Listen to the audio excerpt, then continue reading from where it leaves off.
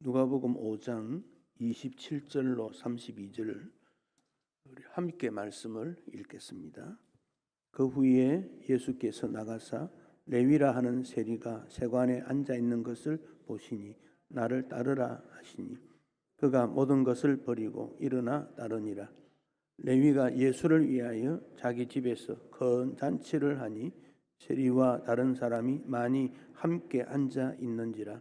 바리새인과 그들의 서기관들이 그 제자들을 비방하여 이르되 너희가 어찌하여 세리와 죄인과 함께 먹고 마시느냐. 예수께서 대답하여 이르시되 건강한 자에게는 의사가 쓸데없고 병든 자에게라야 쓸데있나니 내가 의인을 부르러 온 것이 아니요 죄인을 불러 회개시키러 왔노라. 아멘. 우리 예수님은 천국 복음을 우리에게 전해 주십니다. 세상 지식을 전하는 분이 아니에요.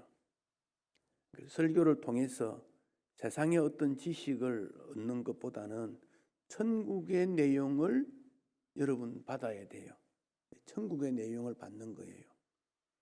그리고 제자들을 불러서 교육을 시킵니다. 양육시킵니다. 그리고 병든 자를 치유해 주십니다. 우리 지난 주일에는 나병 환자와 중풍병자를 고치신 예수님에 대해서 생각을 했습니다. 그 중풍병자가 예수님 앞에 와서 주여 주님이 원하시면 고칠 수 있나이다. 예수님이 내가 원하노니. 자, 여러분 다 우리가 병든 인생인데 어떤 사람이 치유받느냐. 치유받기를 원하는 마음이 있어야 돼요. 나는 어쩔 수 없이 이대로 살아가야 되겠다. 그게 아니라 치유받기를 원해야 된다는 겁니다. 그리고 주님도 뭐라고 하십니까? 나도 그렇게 원한다. 치유받기를 원한다. 병들지 않는 인생이 있는지요? 태어날 때부터 죽을 때까지 우리는 연약, 질병, 무언가 모르는 모자라는 것들을 가지고 있는 것이 우리 인생입니다. 주님은 치유하기를 원하신다는 사실을 기억하시고 치유받아야 돼요.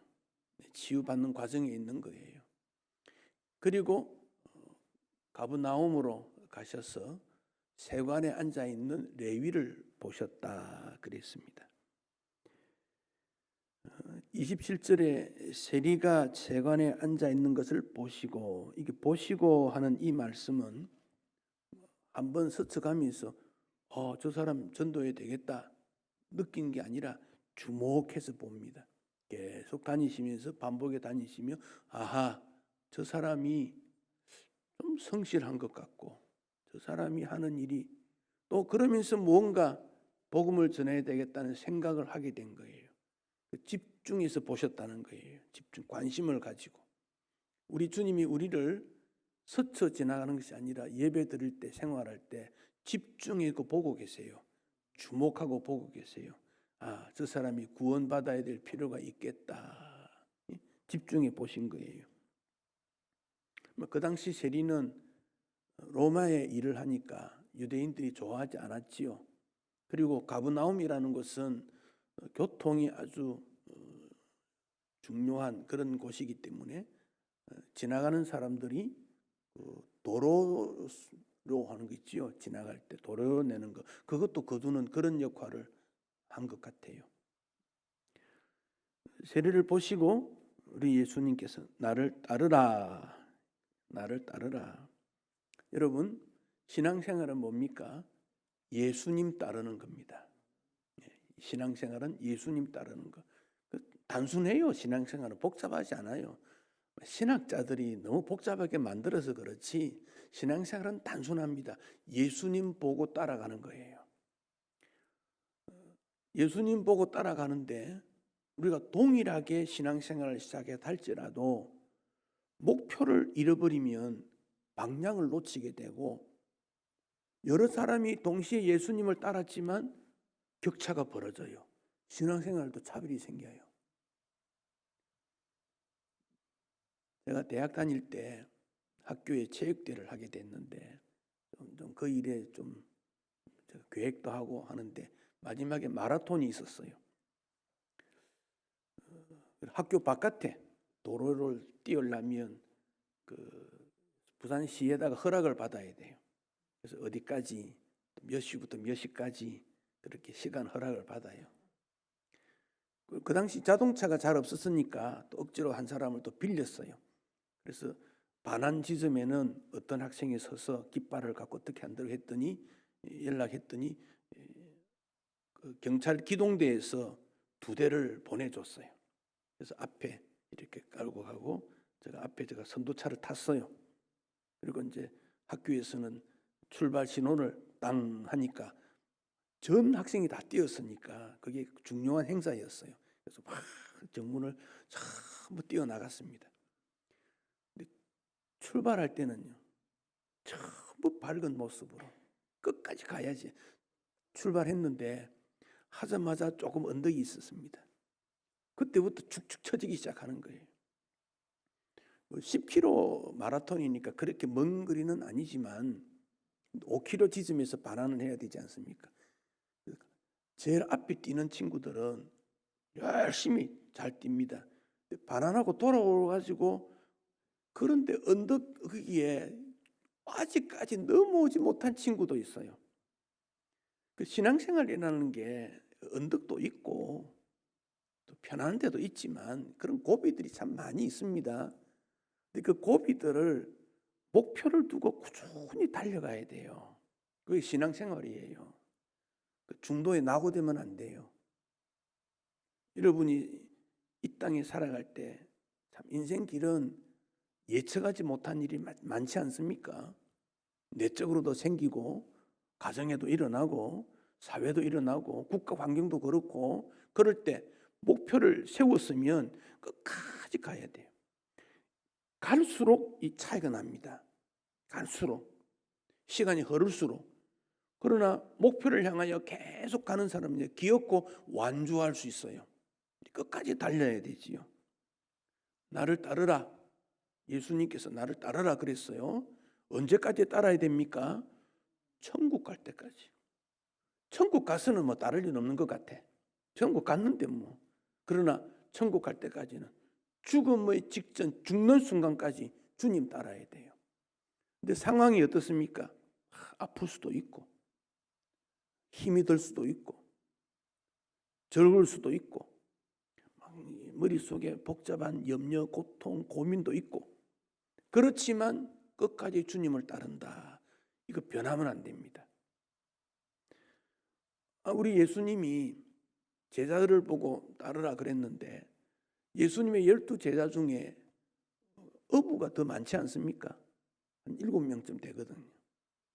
어부라는 사람은 예수님 따랐다가 재미없구먼 다시 물고기 잡으러 가야 되겠구먼 돌아갈 수 있어요. 어부는. 그러니까 예수님께서 부활하신 날 제자들이 갑자기 뭐 당황스럽다가 야 물고기 잡으러 가자 해서 7명이 갔지 않습니까? 세리는 그 세관에 앉아가지고 일을 하다가 예수님 따랐다가 다시 세리 보고 그게 안 되잖아요.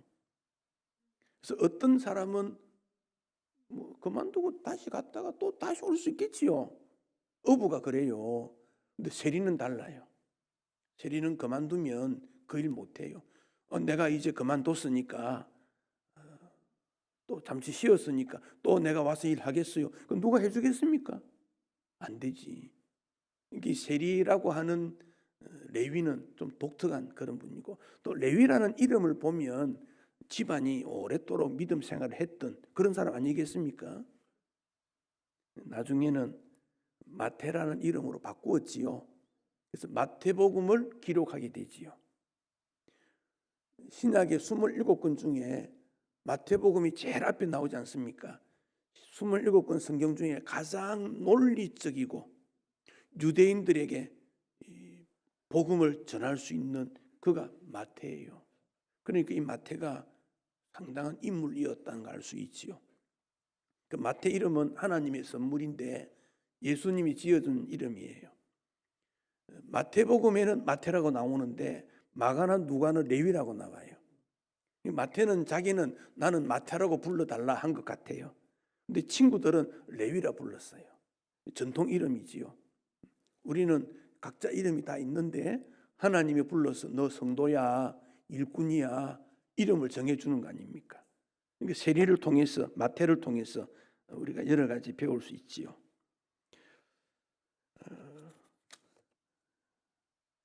이 마태를 불렀는데 마태가 29절에 보면 예수를 위하여 자기 집에서 큰 잔치를 했다 그랬죠. 참 레위가 기본적인 신앙의 소양이 있었다는 걸 알 수 있어요. 그러니까 예수님 위해 잔치하지. 우리 잔치 많이 하지 않습니까? 연세 드신 분도 뭐 이래 생일이나 뭐 결혼 기념일이나 또 가정에 뭐 중요한 일이 잔치하지요. 보통 세상의 잔치는 그 대상자가 사람입니다. 사람, 부모님이나 뭐 결혼 자녀들이나 뭐 혹은 축하했을 승진했다든지 뭐 큰 일을 맡았다든지 일이 이루어졌다든지 그러지요. 근데 교회에서 잔치는 예수를 위하여. 가끔 우리 성도들이 감사한 일이 있어서 우리 성도들과 함께 식사를 하게 되는 일이 있지요. 그럴 때 음식을 많이 만들어서 함께 나누게 되는데 핵심이 뭡니까? 예수님을 위한 잔치인가? 한번 고민하면 좋겠어요. 예수님을 위한가? 아니면 그 잔치를 통해서 성도들이 먹을 것을 나누어 가지는 먹는 데 관심이 있는가? 어디에 관심이 있습니까? 예수를 위해서. 이게 핵심입니다. 예수님이 기뻐하시는 잔치인가? 잔치하는데 얼마나 힘듭니까? 준비하고 여러 가지 신경 쓸 일이 많은데 그럼에도 불구하고 예수를 위한 잔치인가? 거기다가 레위는 자기 집에서, 집이 상당히 넓은 것 같아요. 큰 잔치를 하니까 준비가 보통 어려운 일이 아니에요. 마음 먹고 우리 예수님 위해서. 여러분, 예배는 예수님을 위한 잔치고 기도 모임도 그래요. 절기도 마찬가지예요. 어떤 학자가 그런 말을 했어요.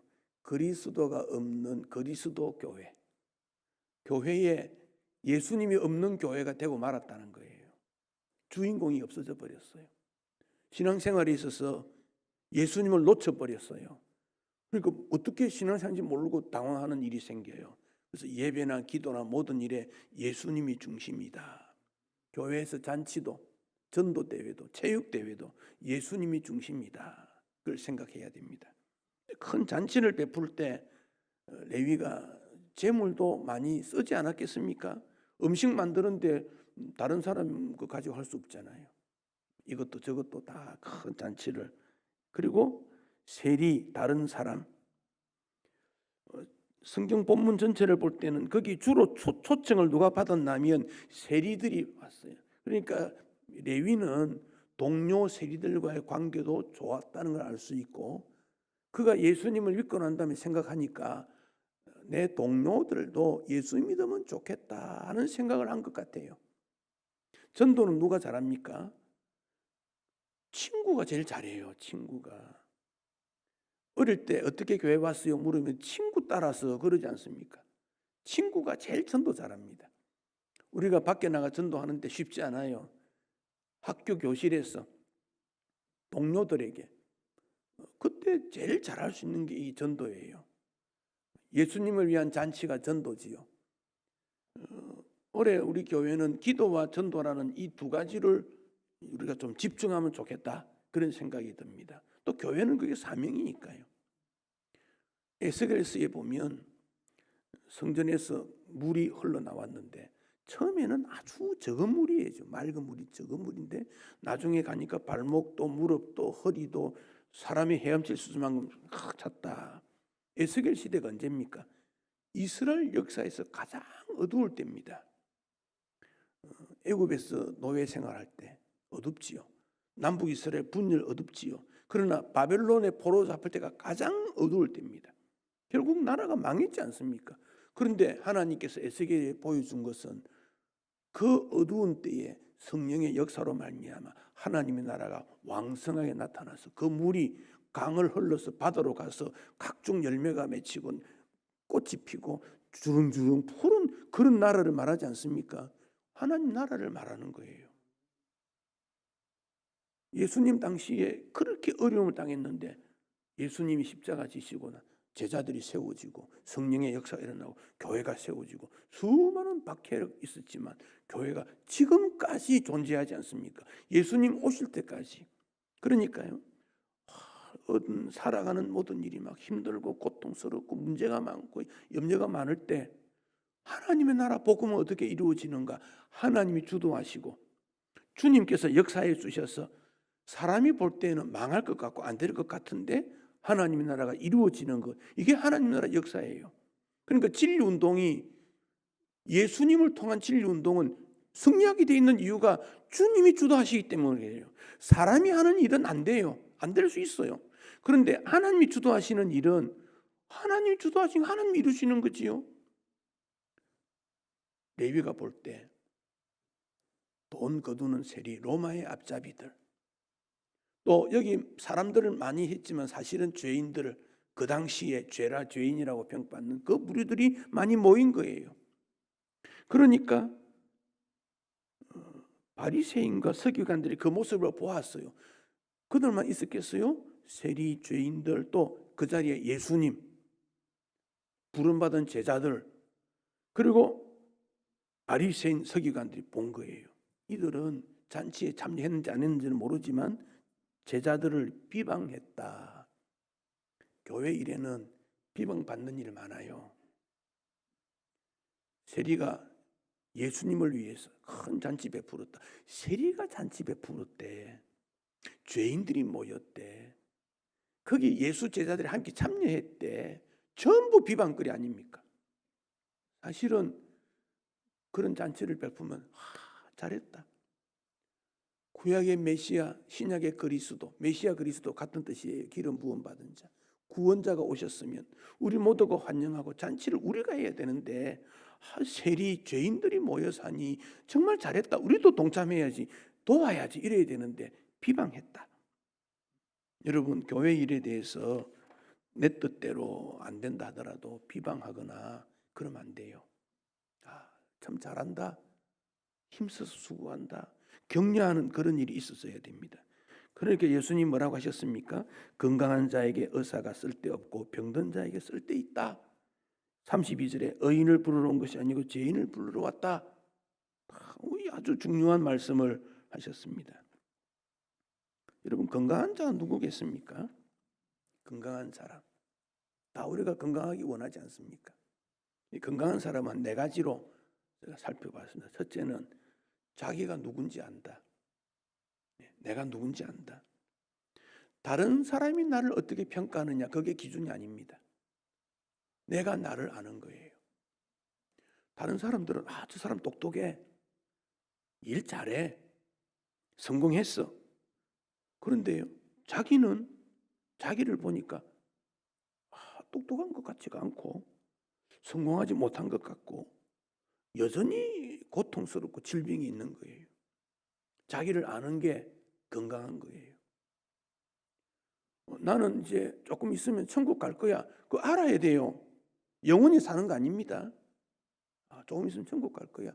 예수님 만날 거야. 예수님 만났을 때 내가 무슨 말을 해야 되지? 생각해야 됩니다. 제가 어제 카톡을 하나 받았는데요. 영주시, 경북 영주시에 딸 한 명과 아들 셋을 키우는 탈북 여성이 있었어요. 45세인데 그 앞날 식당 일을 마치고 귀가하다가 차를 몰고 가다가 너무 피곤했는지 주차한 버스를 뒤에 추돌해가지고 사망했대요. 근데 자기가 사고를 냈으니까 보상 못 받잖아요. 근데 딸 하나, 딸이 22살, 아들이 15, 12, 7살인데 이게 이제 탈북 모임에서 온 겁니다. 저 이제 기도하고 그런 모임이 하나 있습니다. 막막하니까 어떻게 도와야 되겠다. 자녀들도 막막하지만은 장례 치를 수도 없다. 기도하고 어떻게 도와야 되겠다. 이게 인생입니다. 이게 탈북하는 사람이 자유를 찾아서 행복을 찾아서 왔지 않겠습니까? 목숨을 걸고 왔어요. 여기 와서 그래도 애쓰면 노력하면 잘 살게 될 거야. 그러지 않겠습니까? 그런데 이런 사고가 나는 게 인생입니다. 우리도 앞길 어떻게 될지 전혀 예측 못해요. 앞으로 100년을 더 살지 한 달을 더 살지 모릅니다. 분명한 것은 내가 누군지를 아는 겁니다. 그러면요, 주님 앞에 주님 내가 부족합니다. 겸손해지고 낮아지고 배우려고 하고 자신을 자꾸만 돌아보게 돼요. 그게 건강한 사람이에요. 두 번째는 자기 삶에 대한 책임을 지는 거예요. 여러분, 책임을 전가하는 사람은 건강하지 못해요. 그건 내 책임이야. 학교 공부 잘 못하는 학생이 뭐라고 합니까? 환경이 안 좋았을 때. 부모가 내 머리 나쁘게 해서 그렇대. 친구를 잘못 만났대. 책이 없대. 공부방이 없대. 전부 핑계입니다. 공부 잘하는 학생이 뭐라고 합니까? 열심히 노력했더니 그렇더라고. 간단해요. 부부싸움 왜 합니까? 옛날에는 그렇지 않는데 지금은 다르다고 상대방에게 책임을 주니까 싸움이 되는 거지. 문제가 생기면 뭐라고 합니까? 그래 내가 잘못했어. 그때 미안해. 간단해요.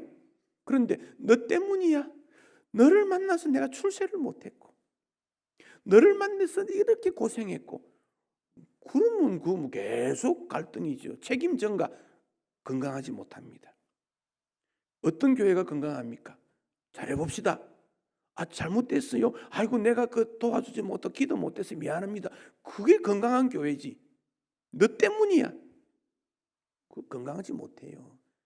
사실은 가정이나 교회가 건강치 못한 게 훨씬 많지요. 이 기준으로 보면. 세 번째가 도전입니다. 도전. 현실 도피가 아닙니다. 이스라엘 백성들이 홍해 건넜지요. 기적을 경험했습니다. 바다 밑을 길을 내주는 것은 세계 역사에서 없는 일 아닙니까? 광야 생활하다가 가데스 바네아에 와서 뭐라고 합니까? 12명 정탐꾼을 가나안 땅에 보냅니다. 하나님이 젖과 꿀이 흐르는 땅이라 했는데 실제로 보아야 되겠다. 12명 보냈지요. 한 달 동안 전부 조사 다 했지요. 12명이 한 집 한 명씩 갔지요. 10명은 악평했다. 나쁘게 평가했다. 사람들이 키가 크고 장사 같고 우리는 메뚜기 같더라. 도전 정신이 없습니다. 그러니까 갈렙하고 여호수아가 옷을 찢고 무슨 소리냐. 하나님이 주신 땅인데 도전해서 승리하지 않느냐. 12명입니다. 2명 찬성했고 6대1입니다. 이게 세상 원리와 똑같아요. 도피하지 않고 도피한다고 문제 해결되면 도망가야지. 그러나 도전해야지. 도전해야지. 여러분 우리 자녀들이 시험에 실패하면요 격려해야 돼요. 그것밖에 못해. 그러면 안 돼요. 괜찮아. 재수는 필수야. 선택이 아니야. 삼수 사수 괜찮아. 대통령도 오랫동안 몇 수 했다면서요. 오랫도록 시험체가 떨어졌다 하지 않습니까? 대통령이 9번 떨어졌습니까? 더 떨어질 수도 있지 우리 떨어진 게 훨씬 많지요. 그러니까 도전하자. 이 건강한 거지요. 그리고 자기 감정을 잘 다스려야 돼요. 자기 감정을 다스리지 못하니까요. 나타나는 게 당황해요. 얼굴이 막 부르락 어쩔 줄 모르고. 그리고 분노하고 감정 조절이 안 돼서 그래요. 인격이라는 것은 지식보다 감정이 더 중요합니다. 요즘. 그 감정에 대해서 사람들이 많이 성도들이 세가족이 왔을 때는요. 이성적 접근이 아니라 감정입니다. 따뜻하게 부드럽게 감정 접근입니다. 이런 게 건강한 거지요. 근데 우리가 그렇지 못하지 않습니까? 그러니까 우리 하나님께서 치료하는 여호와다 그랬지 않습니까? 우리 예수님이 의인을 부르러 온 것이 아니다 그랬어요. 얼마나 감사한지 몰라요. 의인을 부르러 왔다고 우리 자신이 없잖아요. 건강치 못하는데.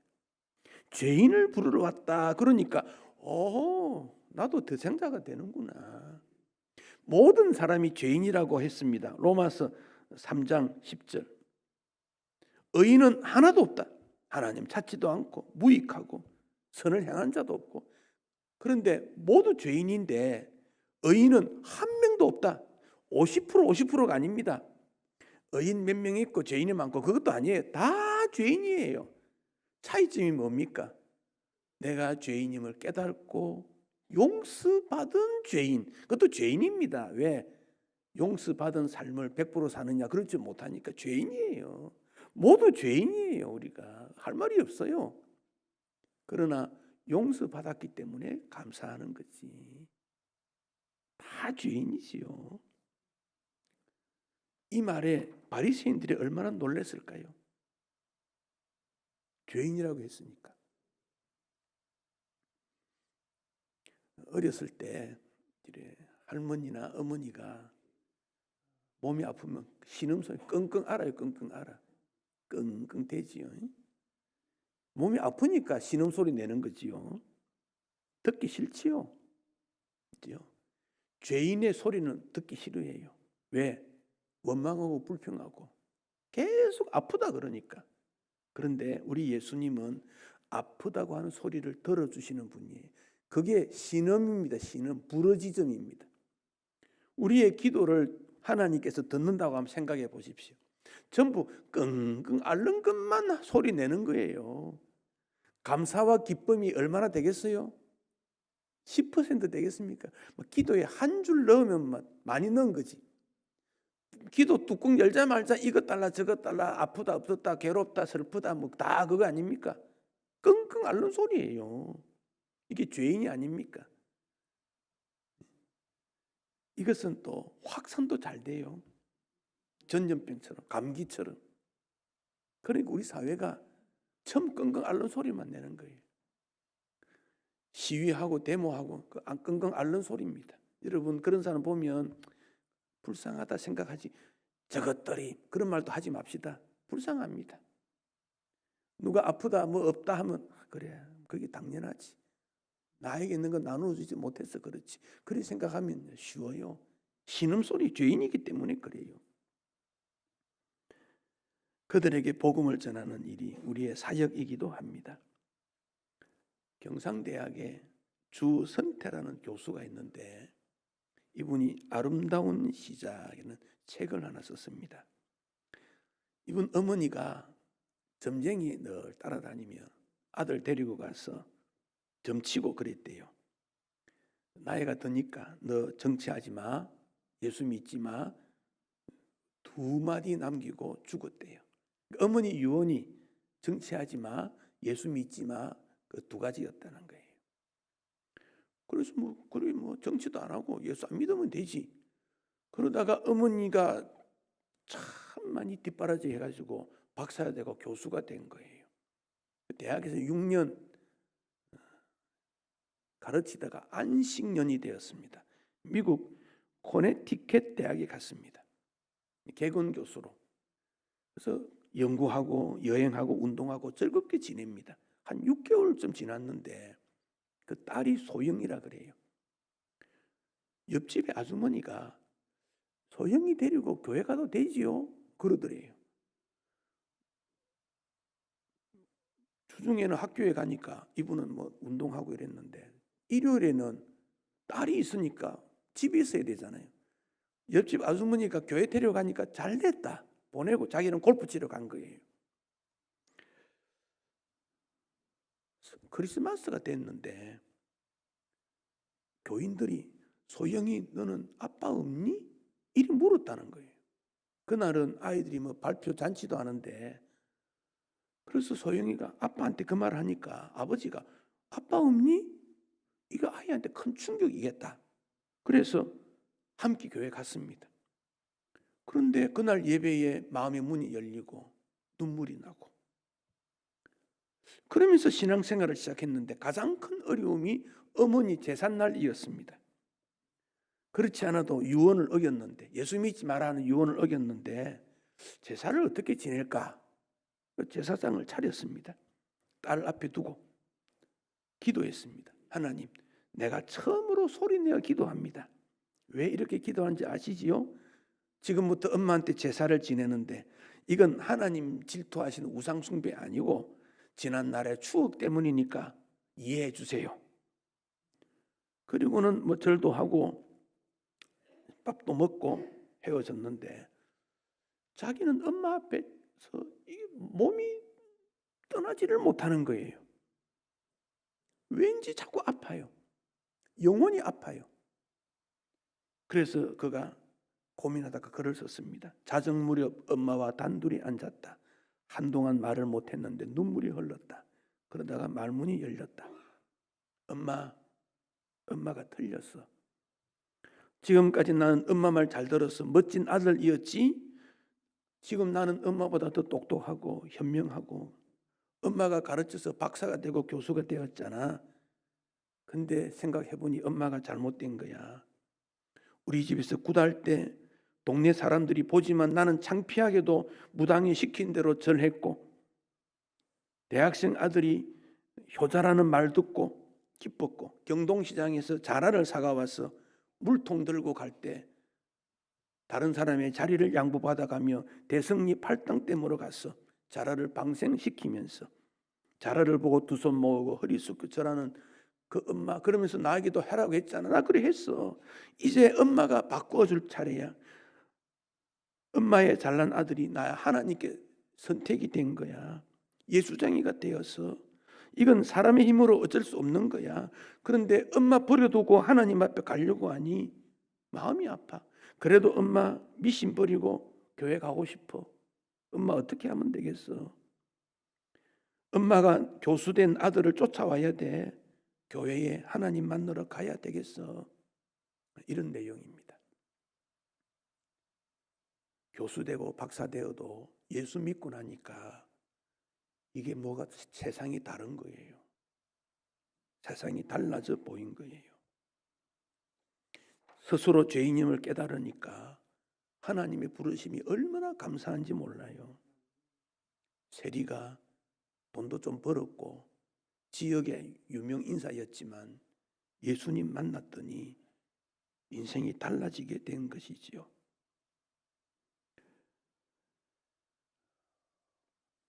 예수님께서 성천에서 가브리엘 천사를 만났습니다. 가브리엘이 물었습니다. 아우 예수님, 사역 잘 하셨어요. 진리를 전파하고 십자가 지시고 성천하셨으니 잘 하셨어요. 그런데 당신이 가르친 진리를 전파하기 위해 어떤 계획을 세웠나요? 예수님이 대답합니다. 걱정하지 마. 몇 명의 어부들과 세리를 세워놨네. 나는 그들을 믿네. 예수님은 제자를 세워서 오늘까지 복음 전파하는 일에 기초가 되게 하셨고 오늘 우리에게 너희가 그 일을 해야 한다 말씀하고 있습니다. 여러분, 건강하다, 넉넉하다, 행복하다, 편안하다, 주님은 그런 사람 부르지 않았다 그랬습니다. 나 죄인이야, 가난해, 아파, 힘들어, 고통스러워, 너무 괴로워, 살고 싶지 않아? 하루가 너무 지옥 같아. 그런 사람을 불러다가 회개시키고 천국을 보여주신 거예요. 이게 은혜지요. 거기 우리 모두가 부름을 받았고 여기 나오게 된 것이지요. 하나님의 은혜가 우리에게 넘치게 된 것 얼마나 감사한지 모릅니다. 날마다 주 앞에 감사히 살고 하나님 기뻐하시는 믿음의 생활을 통해서 회개된 사람으로 제자의 길을 걸어야 되겠습니다. 기도드리겠습니다.